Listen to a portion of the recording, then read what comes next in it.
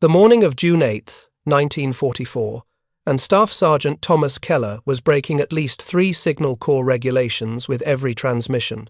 Crouched behind a hedgerow somewhere east of Sainte-Mère-Église, the 32 pounds of his SCR 300 radio digging into his shoulders, he twisted the tuning dial through channels that weren't assigned to his unit. Channel 15, Channel 23, Channel 31. Each frequency carried fragments of desperate voices, scattered paratroopers trying to find their units, coordinate attacks, call for support that wasn't coming.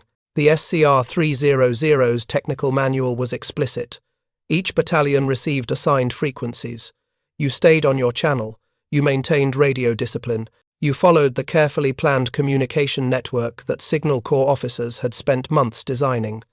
Keller was ignoring all of it, and the men around him were alive because of it. If you're enjoying this deep dive into the story, hit the subscribe button and let us know in the comments from where in the world you are watching from today. 40 yards ahead, a German machine gun nest controlled the only gap in the hedgerow. Behind Keller, 18 paratroopers from 3 different companies waited in a drainage ditch, their planned drop zones scattered across 5 miles of Norman countryside. They'd assembled by accident, drawn together by cricket clicks and whispered passwords, but they couldn't advance without knowing what lay beyond that machine gun position. The official answer would have been to wait for battalion coordination, proper artillery support, organized tactical assault, but battalion headquarters was somewhere, probably, and the radios assigned to their frequencies carried only static. So Keller broke the rules. He switched to Channel 9, a frequency assigned to a different regiment entirely, and keyed the handset. 3 hedgerows north, another radio operator recognized the breach of protocol and responded.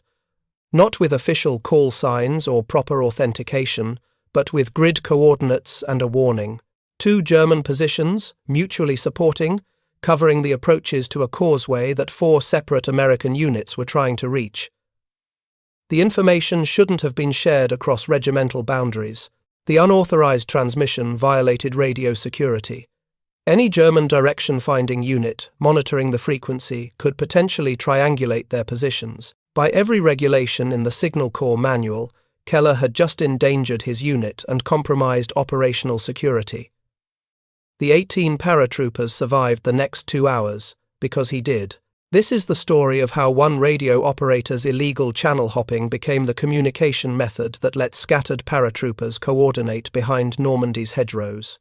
How a technical violation of radio discipline became the informal network that saved lives when the official communication plan collapsed under the chaos of the worst parachute drop in American airborne history, and how military bureaucracies eventually had to admit that sometimes the soldiers who break the rules understand the battlefield better than the officers who wrote them. The hedgerows of Normandy waited for no one's permission. The transmissions began at 01:30 hours on June 6, 1944. 20 Pathfinder aircraft, each carrying elite teams with radio beacons, crossed the French coast ahead of the main airborne assault. Behind them came 821 C-47 transports, carrying 13,000 American paratroopers. The plan was elegant. Pathfinders would mark drop zones with Eureka radar beacons. Main force aircraft would home in on those signals and deliver their passengers in tight, organized patterns. Units would assemble rapidly, seize their objectives, and establish coordinated defensive positions before dawn. The first Pathfinder missed his drop zone by 1.25 miles.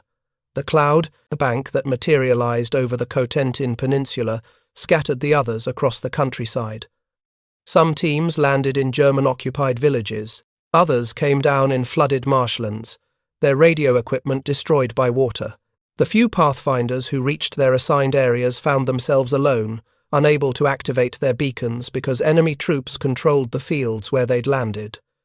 The main assault followed into chaos. Pilots encountering unexpected anti-aircraft fire broke formation, climbed, dove, took evasive action that scattered their sticks of paratroopers across miles of dark countryside. Some C-47 seconds dropped their men at 1,500 feet instead of the prescribed 500, giving German gunners more time to track the descending parachutes. Others, desperate to escape the flak, accelerated to speeds that made accurate drops impossible. By dawn on June 6th, the 82nd and 101st Airborne Divisions existed only on paper. Approximately one-third of the 13,000 paratroopers assembled under organized leadership. The rest were scattered, alone or in small groups, trying to determine where they were supposed to be, and how to accomplish missions planned for full companies with men they'd never met from units they couldn't identify. The communication plan disintegrated with the drop. Each battalion carried SCR 300 radio sets tuned to assigned frequencies, intended to maintain contact with regiment and coordinate with adjacent units. But when battalions ceased to exist as organized formations, when companies mixed with companies and men from different regiments found themselves fighting side by side, the assigned frequencies became useless. A radio operator from the 506th Parachute Infantry couldn't communicate with someone from the 507th, even if they were standing in adjacent fields, because their radios were tuned to different channels with no authorized overlap. The SCR 300 was a masterpiece of American engineering, and its limitations were about to become murderously apparent. Developed by Motorola's Galvin Manufacturing Company starting in 1940, the SCR 300 represented a revolutionary leap in portable military communications. Before its introduction, infantry battalions relied on either hand-carried radios with quarter-mile range or vehicle-mounted sets too heavy for foot soldiers. The SCR 300 bridged that gap, offering a backpack portable transceiver with approximately 3-mile range, depending on terrain. The engineering team, led by Daniel Noble, had solved multiple technical challenges to create the weapon. Frequency modulation instead of amplitude modulation provided clear, interference-resistant transmission. 18 vacuum tubes powered both receiver and transmitter sections, sharing components to minimize weight. The automatic frequency control circuit allowed the receiver to lock onto incoming signals without constant manual tuning, critical for operators who might need to use the radio while under fire. The complete set weighed 38 pounds with the large BA-70 battery, 32 with the smaller BA-80. Operators could reduce this to 25 pounds by discarding the outer carrying case and using chest straps instead of the full pack harness. Even at minimum weight, it was a burden, but it was a burden that battalion commanders desperately wanted. The radio operated between 40 and 48 MHz, divided into 41 channels spaced at 200 kHz intervals. 2 crystal-controlled calibration points allowed operators to verify their frequency accuracy. The transmitter produced 0.3 of a watt of power, enough for reliable communication over designed range with the AN-131 long antenna, a 10-foot 8-inch telescoping whip carried in 9 sections. Motorola produced nearly 50,000 SCR 300 units during the war. The radio saw its first combat action in the Pacific, then deployed to Italy, where battalion commanders filed enthusiastic reports about finally having reliable forward communications.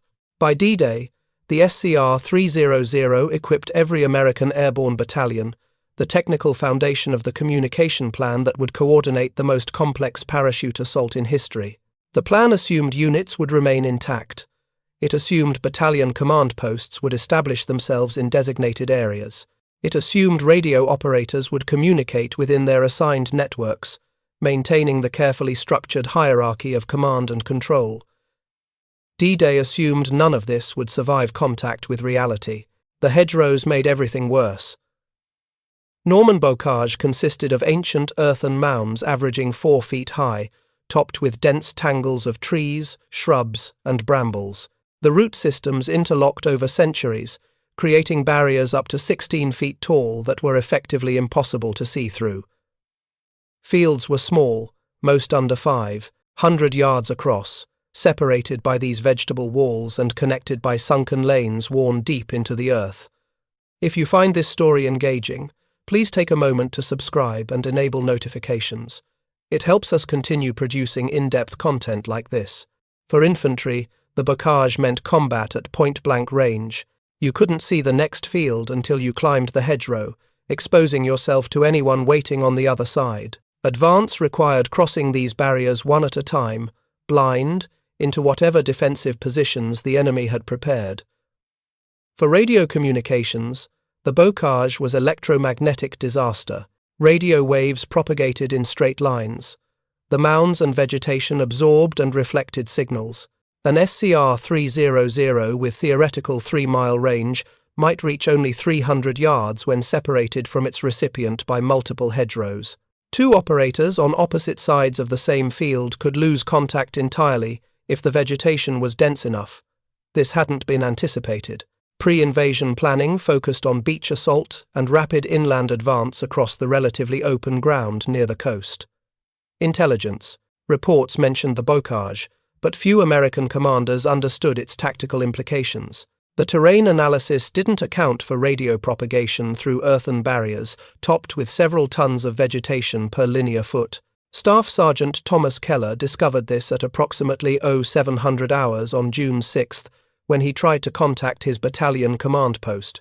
Keller had jumped with Headquarters Company, 2nd Battalion, 506th Parachute Infantry Regiment. His assigned mission was to establish communications between the battalion commander and regiment, then maintain radio watch while coordinating with adjacent units. He landed 3 miles from his drop zone, alone, in a flooded field. The SCR-300 survived the jump. The officer he was supposed to support did not. Keller spent 2 hours working his way toward Saint-Aimé-Église, assembling a scratch group of paratroopers from at least 3 different companies.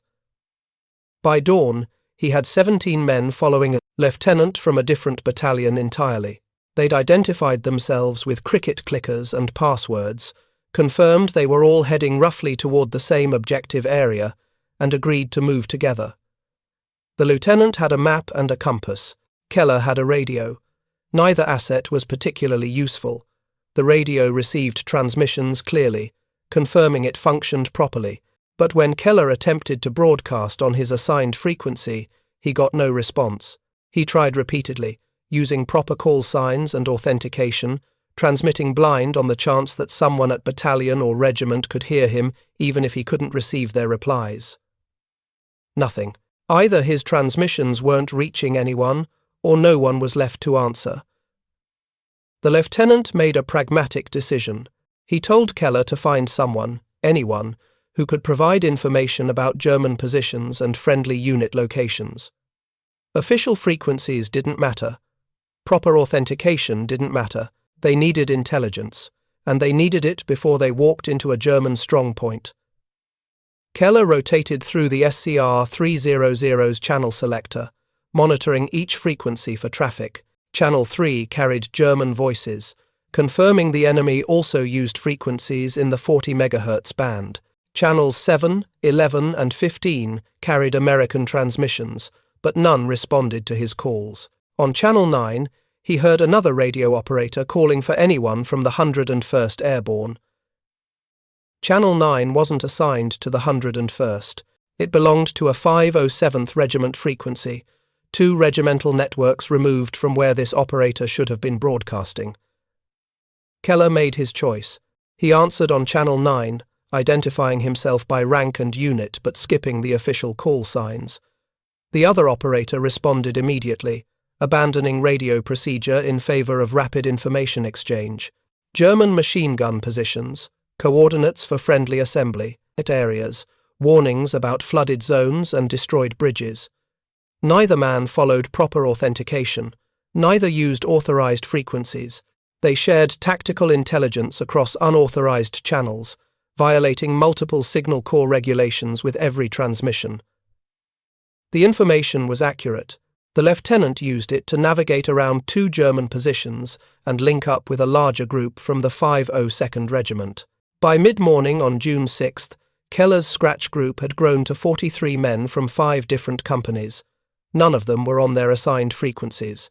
All of them were alive because Keller had ignored the communication plan. Word spread through the hedgerows in the way information travels among soldiers who trust each other more than they trust headquarters. If your assigned frequency wasn't working, try other channels. If you found someone with intelligence, share it, regardless of authentication protocols. The SCR-300 had 41 channels. Use them all.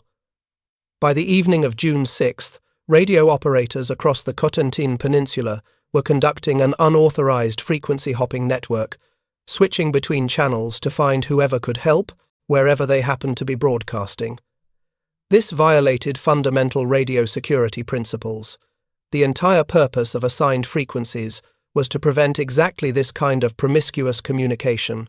Different units used different channels so their traffic wouldn't interfere with each other, so commanders could maintain control of their own networks, and critically, so German direction-finding units couldn't track individual American positions by following their radio signatures across the battlefield. Every transmission on an unauthorized channel was a potential security breach.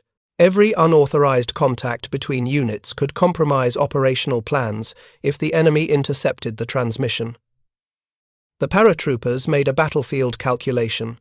Security protocols were written for organized operations where battalion command posts existed and units fought as coherent formations. Those conditions didn't exist in the Norman hedgerows on June 6th and 7th. What existed was chaos. Small groups of men fighting independent actions against an enemy who knew the terrain, and a desperate need for any information that might keep you alive for the next 6 hours. Official communication channels assumed you knew where your headquarters was, that you could reach them, and that they could provide meaningful coordination. When none of those assumptions held true, the official channels became useless, elegant solutions to problems that no longer existed. The unauthorized network solved the actual problem. It let scattered soldiers find each other, share intelligence, coordinate attacks, and survive. The Signal Corps hadn't planned for this, because the Signal Corps hadn't planned for the drop to scatter 13,000 men across 30 square miles of enemy-occupied farmland. The communication network was designed for concentrated forces operating under battalion control. When that force structure disintegrated, the communication network should have disintegrated with it. Instead, radio operators reinvented the network from the bottom up, treating the SCR-300 not as a tool for maintaining command hierarchy, but as a device for finding anyone who might help. This is what Staff Sergeant Keller was doing on the morning of June 8th when he cycled through multiple unauthorized channels to coordinate the attack on that German machine gun nest. He'd been doing it for more than 48 hours, and he was getting better at it. He'd learned which channels carried reliable traffic, which times of day different units typically broadcast, and how to recognize the voices of specific operators he'd worked with before. He'd developed a mental map of who was where based entirely on unauthorized radio contacts, a network that existed nowhere in official and communications plans, but kept his group moving, fighting, and surviving. The technique spread organically through the airborne divisions. One operator would discover that channel hopping found help when assigned frequencies stayed silent. He'd share that information with other radiomen he encountered. They'd try it, succeed, and pass the knowledge forward. By June 9th, unauthorized cross-channel communication had become standard operating procedure among the scattered paratroopers, an informal network overlaying the official one, actually functioning where the official network had failed. No one authorized this. No Signal Corps officer issued orders to ignore frequency assignments. The innovation emerged from battlefield necessity, soldiers adapting their tools to solve problems the designers hadn't anticipated. It worked because the men involved understood that survival mattered more than regulations, and because they trusted each other more than they trusted a communication plan, written for a battle that no longer resembled anyone's plan. The first official complaint arrived at 1st Army Signal Office on June 10, 1944. A German signals intelligence unit had intercepted multiple American transmissions across unauthorized frequencies, suggesting either severe breakdown in radio discipline or deliberate compromise of communication security. The report, translated from captured documents, noted that American paratroopers appeared to be operating a coordinated multi-frequency network with no discernible pattern, making it impossible to establish a clear order of battle from radio traffic analysis. The Signal Corps officer who read this report initially assumed it was disinformation. The idea that American forces would deliberately compromise their own communication security seemed absurd. But as additional reports filtered back from Normandy, a disturbing pattern emerged. Radio operators were ignoring frequency assignments. Units were communicating across regimental boundaries without authorization. The carefully structured communication network existed on paper, but not in practice. Colonel James Morrison, the First Army's assistant signal officer, arrived in Normandy on June 14th to investigate personally. What he found challenged every principle of military radio communications he'd spent 20 years learning. Morrison interviewed radio operators from multiple battalions. Every conversation followed the same pattern. Yes, they knew they were violating frequency assignments. Yes, they understood the security risks. No, they weren't going to stop because the unauthorized network was the only thing keeping scattered units coordinated. A corporal from the 508th Regiment explained it with brutal clarity. "Sir, my battalion commander is dead, my company commander is missing, and I've got 40 guys from 4 different outfits trying to take a bridge. I can either follow the radio plan and get no information, or I can find someone who knows where the Germans are. I'm finding someone who knows." Morrison recognized the logic even as he recognized the danger. The unauthorized network worked tactically, but created strategic vulnerability. If German intelligence could track the frequency-hopping pattern, they could potentially locate American positions, identify unit strengths, and anticipate movements. Every unauthorized transmission was a potential intelligence gift to the enemy, but Morrison was also a career Signal Corps officer who understood that communication systems existed to serve operational needs, not the other way around. The official network had failed because it assumed conditions that didn't exist. The unauthorized network succeeded because it adapted to actual battlefield conditions. The question wasn't whether to stop the practice, but whether to acknowledge it existed and bring some structure to the chaos. Morrison spent 3 days monitoring radio traffic from a battalion command post near Carentan. What he observed was improvised genius operating without any centralized coordination. Radio operators had developed their own informal protocols. They'd identified specific channels for specific purposes, not through official assignment, but through trial and error. Channel 9 had become the de facto frequency for units seeking link-up information.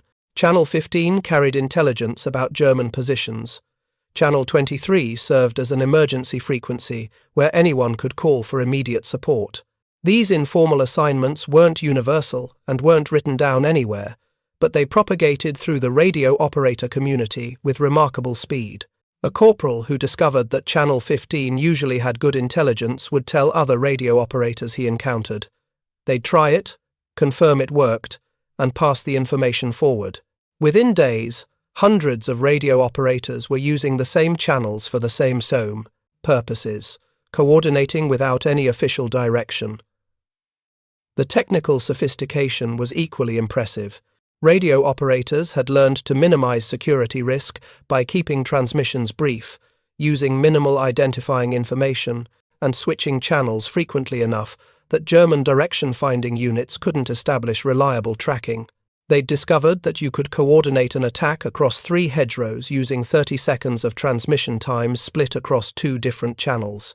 By the time enemy direction-finding equipment locked onto the first transmission, you'd already switched frequencies and moved positions.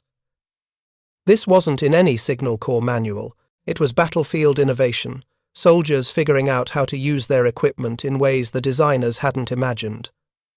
Morrison filed his report on June 18th. The document was careful, technical, and honest about what he'd observed. The unauthorized frequency network violated established doctrine, compromised communication security, and apparently saved lives by providing tactical coordination when official channels failed. His recommendation was pragmatic rather than punitive. Rather than court-martialing radio operators for following common sense, the Signal Corps should study what they'd created and determine if the informal network could be formalized with better security protocols. The response from headquarters was less enthusiastic. Signal Corps doctrine existed for legitimate reasons. Frequency assignments prevented mutual interference. Authentication procedures prevented enemy deception. Radio discipline protected operational security. Morrison's report essentially recommended abandoning all three principles in favor of whatever communication methods soldiers found convenient in the moment. But the data was undeniable. By mid-June, battalion commanders whose radio operators used the unauthorized network reported significantly better tactical coordination than units that adhered strictly to assigned frequencies. The improvement wasn't subtle. It was the difference between knowing a German position controlled the next hedgerow and walking into an ambush blind. The Battle of Carentan provided the clearest demonstration. Between June 8th and 13th, American forces fought to capture this crucial road junction that connected Utah and Omaha beachheads. The attack involved units from both the 82nd and 101st Airborne Divisions, requiring coordination across different command structures with incompatible radio networks. Official communication channels struggled to maintain contact between the two divisions. The unauthorized frequency network had no such problems. Radio operators from both divisions used overlapping informal channels to share intelligence, coordinate artillery support, and warn each other about German counterattacks. A position observer from the 101st could relay target coordinates directly to an 82nd artillery unit on Channel 15, bypassing the slow official route through regiment and division headquarters. When German forces launched a counterattack on June 13th, the warning spread through the unauthorized network in minutes, giving units time to prepare defenses that might otherwise have been surprised. After-action reports noted the unusually effective coordination between divisions during the Carentan operation. Several battalion commanders specifically mentioned their radio operators' ability to maintain contact with adjacent units. None of these reports mentioned that this coordination violated every signal corps frequency assignment and authentication protocol.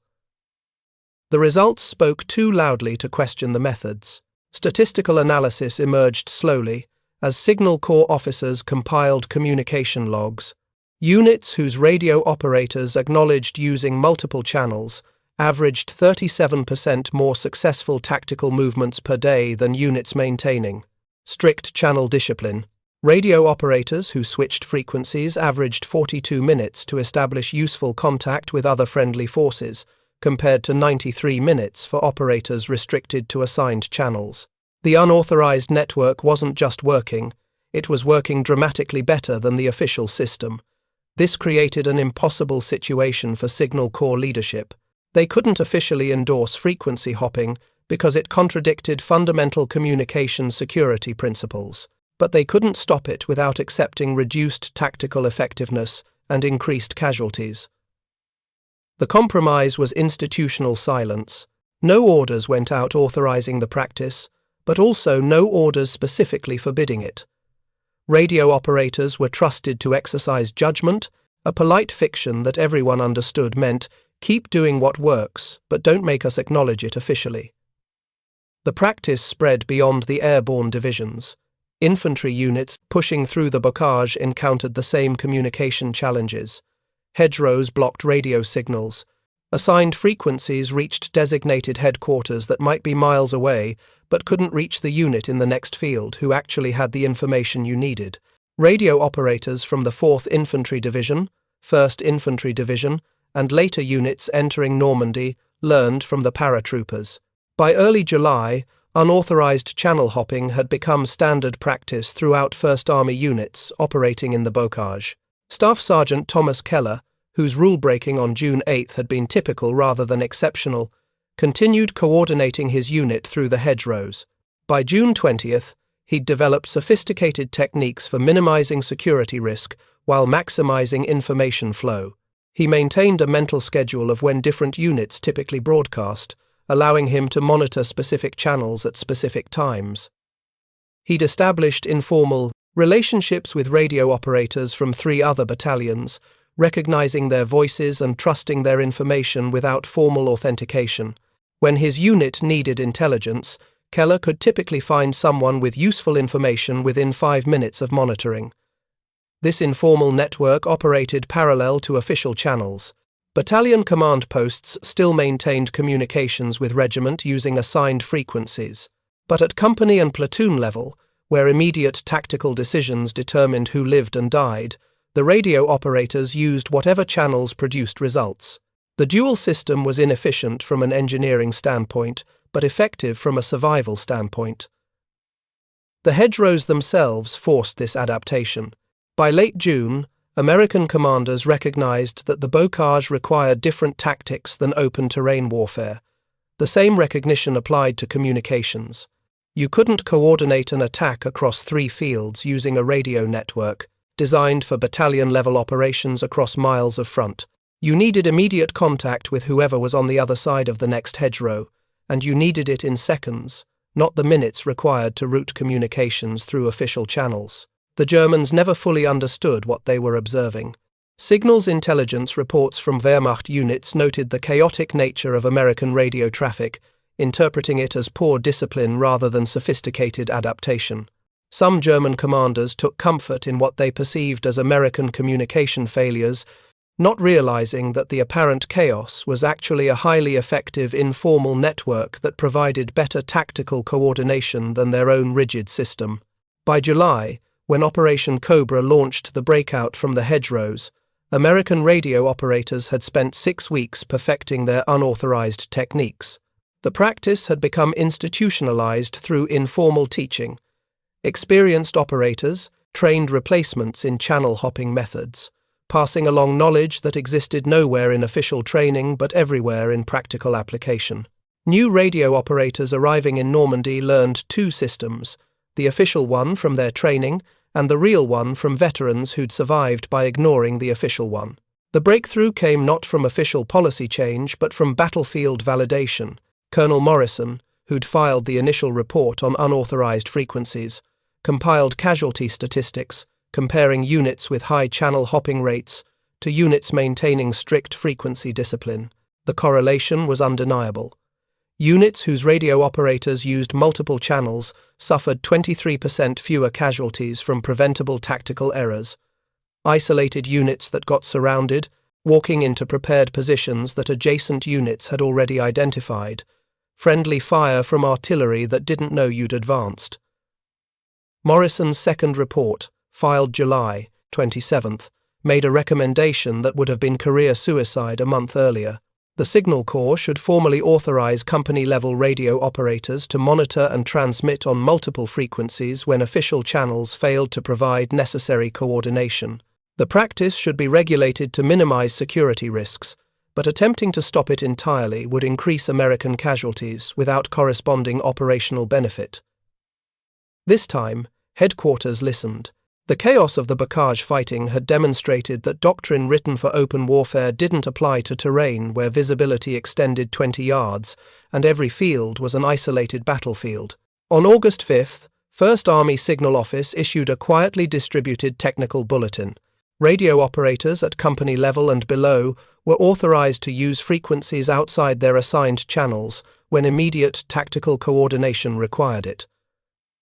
Transmissions should be brief, authentication informal, and channels changed frequently.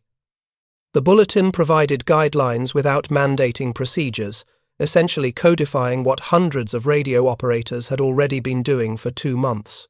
The authorization was restricted in distribution, appearing in battalion-level communication logs but not widely publicized. Signal Corps leadership remained uncomfortable with officially endorsing practices that contradicted established doctrine. But they were more uncomfortable with the alternative, persisting with communication protocols that demonstrably increased casualties. By August, when Allied forces broke out of the Hedgerows and advanced into more open country, the unauthorized frequency network had become so standard that many radio operators didn't realize they were doing anything irregular. It was simply how you operated an SCR 300 inches combat. You monitored your assigned frequency, but you also monitored other channels when you needed information. You followed official protocols when they worked and ignored them when they didn't. The radio was a tool for coordination, not an instrument for maintaining bureaucratic structure. The practice influenced post-war Signal Corps doctrine, though the connection was rarely explicit. Training manuals from 1946 and 47 emphasized tactical flexibility in radio operations, including sections on multi-frequency monitoring and rapid channel switching, The language was carefully neutral, avoiding any acknowledgement that these techniques had been developed in violation of wartime regulations. But veterans recognized what they were reading. The army was teaching officially what soldiers had taught themselves unofficially in the Norman Hedgerows. Staff Sergeant Keller survived the war, participated in Operation Market Garden, fought in the Battle of the Bulge, and returned home in November 1945. He never received official recognition for his communication innovations. No commendation mentioned his frequency-hopping coordination. No after-action report credited his unauthorized channel use. The techniques he'd developed on June 6 remained officially unacknowledged, even as they spread throughout the Army's radio operator community. But Keller's influence persisted in ways military bureaucracies rarely document. Every radio operator he trained carried forward his methods. Every battalion that benefited from his coordination learned that survival sometimes required ignoring regulations. The informal knowledge network, transmitted person to person through demonstrated effectiveness, proved more durable than official doctrine written in technical manuals. The SCR-300 remained in American military service through the Korean War, eventually replaced by lighter, more capable transistorized radios. But the lessons learned in Normandy about tactical flexibility in radio operations influenced design requirements for those successor systems. When engineers developed the PRC-10 and PRC-25 radios in the 1950s, they included rapid channel switching capabilities and broader frequency ranges, acknowledging that tactical radio operators needed flexibility more than they needed rigid channel assignments. The unauthorized frequency network was neither revolutionary technology nor complex innovation. It was common sense applied to broken doctrine, soldiers recognizing that rules written for one situation didn't apply to different circumstances. The genius wasn't in the technique, but in the willingness to ignore procedures that no longer served their purpose. That's the real story behind the illegal channel hopping that let paratroopers coordinate behind Normandy's hedgerows. Not a tale of technological breakthrough, but a reminder that the best solutions to battlefield problems often come from the people facing those problems, even when those solutions begin by breaking every rule in the manual. The soldiers scattered across the bocage on June 6 didn't ask permission to reinvent their communication network. They simply did what needed doing and survived, because they trusted each other more than they trusted a plan written for a battle that no longer existed. Thank you for watching. For more detailed historical breakdowns, check out the other videos on your screen now, and don't forget to subscribe.